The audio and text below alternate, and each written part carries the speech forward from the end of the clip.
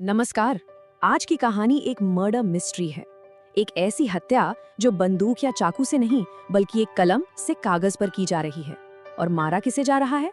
भारत की सबसे पुरानी, सबसे अहम पर्वत श्रृंखला को। चलिए एक अजीब से सवाल से शुरू करते हैं। जरा सोचिए, क्या कोई ऐसा कानून बनना चाहिए कि अगर किसी इंसान की हाइट 6 फीट से कम है तो उसे इंसान ही नहीं माना जाएगा? सुनने में एकदम बकवास लगता है ना? शायद आपको ये मजाक लग रहा होगा, लेकिन आज भारत की सबसे पुरानी पर्वत श्रृंखला के साथ बिल्कुल यही हो रहा है। हिमालय से भी करोड़ों साल पुरानी अरावली रेंज को अब एक फुट्टे से नापा जा रहा है, और अगर वो एक तय ऊंचाई से छोटी है तो बस वो पहाड़ है ही नहीं। तो चलिए जरा गहराई में चलते हैं। ये जो पूरा मामला है वो इसी एक सवाल पर टिका है कि अरावली पहाड़ है या सिर्फ पत्थरों का ढेर। देखिए, अरावली दुनिया की सबसे पुरानी पर्वत श्रृंखलाओं में से है, लगभग 250 करोड़ साल पुरानी। जरा इमेजिन कीजिए, जब ये पहाड़ बने थे तब हिमालय का तो कोई नामो निशान भी नहीं था और धरती पर जीवन बस शुरू ही हो रहा था। इसका फैलाव देखिए। गुजरात से एक यात्रा शुरू होती है जो राजस्थान, हरियाणा से गुजरते हुए दिल्ली तक पहुंचती है। और ये जो हम देखते हैं ना, राष्ट्रपति भवन, JNU कैंपस, जयपुर के किले, ये सब इसी अरावली की गोद में है। और ये ये समझना सबसे ज्यादा जरूरी है। अरावली सिर्फ जमीन का एक उठा हुआ टुकड़ा नहीं है, ये एक दीवार है, एक गार्ड है जो थार के रेगिस्तान को दिल्ली NCR को निगलने से रोकती है। तो अब आता है कहानी में असली ट्विस्ट, एक ऐसी साजिश जिसमें हथियार नहीं है तो बस कानून और शब्दों का खेल। सुप्रीम कोर्ट के सामने अरावली की एक नई परिभाषा रखी जाती है। सुनने में बड़े सिंपल से 2 नियम हैं।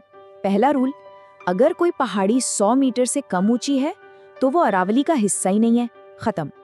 दूसरा रूल, अगर 2 पहाड़ियों के बीच 500 मीटर से ज्यादा का गैप है तो वो एक रेंज नहीं मानी जाएगी।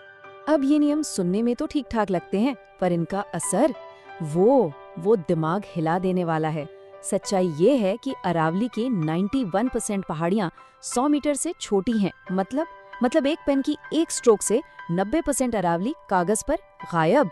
तो ठीक है, कागज पर पहाड़ गायब हो गया, पर असल दुनिया में क्या? असल दुनिया में इसके नतीजे बहुत ज्यादा भयानक हैं। आइए देखते हैं वो 4 बड़े खतरे कौन से हैं। पहला खतरा, इसे ऐसे समझिए, मान लीजिए एक किला है और उसकी दीवार गिरा दी जाए तो क्या होगा? जाहिर है, दुश्मन सीधा अंदर। अरावली ठीक वही दीवार है।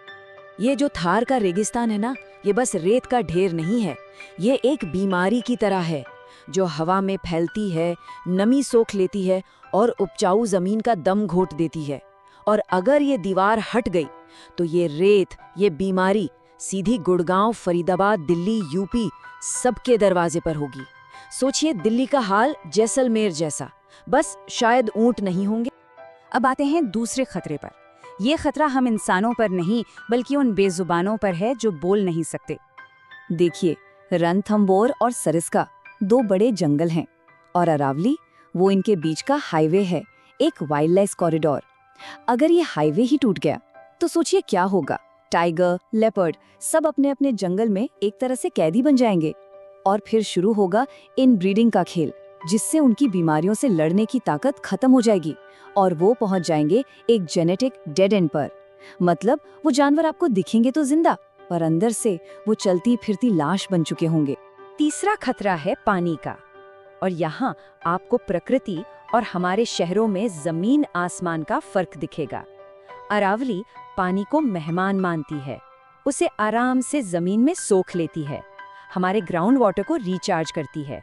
और हमारे शहर वो पानी को दुश्मन मानते हैं, कंक्रीट की सड़कों से उसे फौरन भगा देते हैं।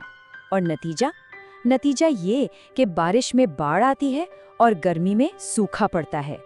कमाल है। और चौथा खतरा वो सीधा हमारी सांसों से जुड़ा है। अरावली के जंगल को एक गीले कपड़े की तरह समझिए। जैसे आप धूल वाली जगह पर गीला कपड़ा फेरते हैं तो सारी धूल चिपक जाती है ना, बस अरावली दिल्ली NCR की हवा के लिए ठीक यही काम करती है।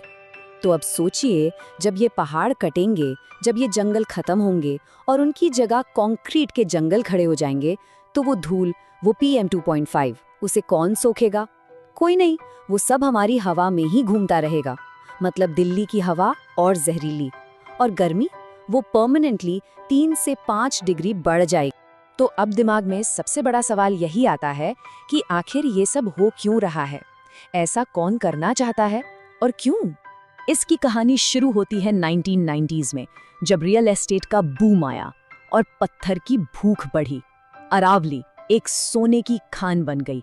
अवैध माइनिंग इतनी हुई कि पूरी की पूरी पहाड़ियां रातों रात गायब हो गई।